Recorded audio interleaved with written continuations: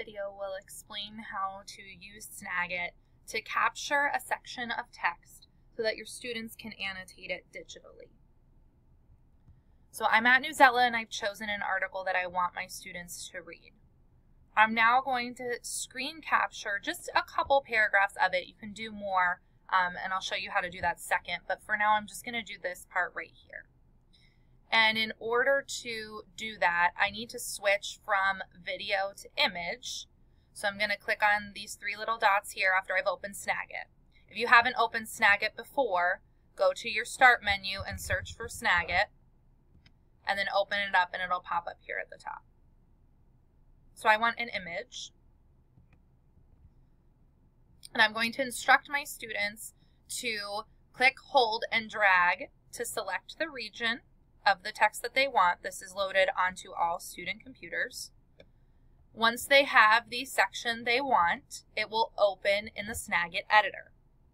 At this point, they can mark up the text to annotate it. They can highlight an area. So they can make it larger or smaller and highlight different sections of text. They can underline text in different colors.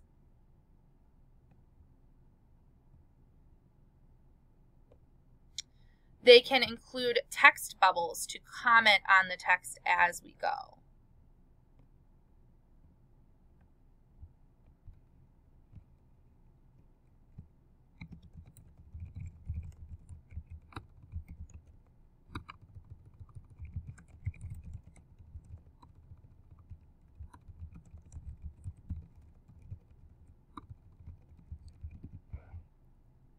And then they can change that too so it fits on the page, or they can put them off to the side if there's more text. So there's all kinds of different tools that they can use in SnagIt. They can erase any flattened object. They could insert different text pieces in order to label the paragraphs or make other comments. Whatever you establish the purpose for reading to be, they can do that with these digital annotations. I'm going to highlight this part in a different color. So by clicking on these different tools, highlight and choose a color. So that's the first one, highlighting an area. You can underline using the line tool. They can create speech bubbles using the callouts. They can draw arrows to different things and write right on them.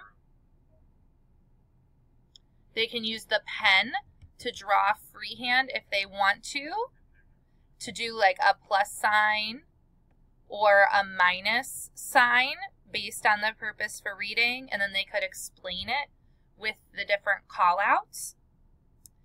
And then you're ready to see how they marked up the text. So they can share it with you through Google Drive, and they could add it to a Google Classroom assignment. So I'm uploading my annotation to Google Drive. I'm uploading to Google Drive, and then I'm going to go to Google Classroom and save it, attach it as an assignment. So this is an assignment I've received in a class I'm a student in. So to attach my annotation, I'm going to open the assignment, and then I'm going to add a Google Drive file. My most recent ones show up, which is my annotation that I uploaded. I'm going to add it here so my teacher can see it, and then I'll turn in the assignment. And then as the teacher, you'll be able to view the annotation that your student submitted. Now I want to screen capture a larger area of text. You can do this by, if you want to do a larger area of text, I suggest zooming out a little bit in your browser and then doing the same screen capture technique that we did before.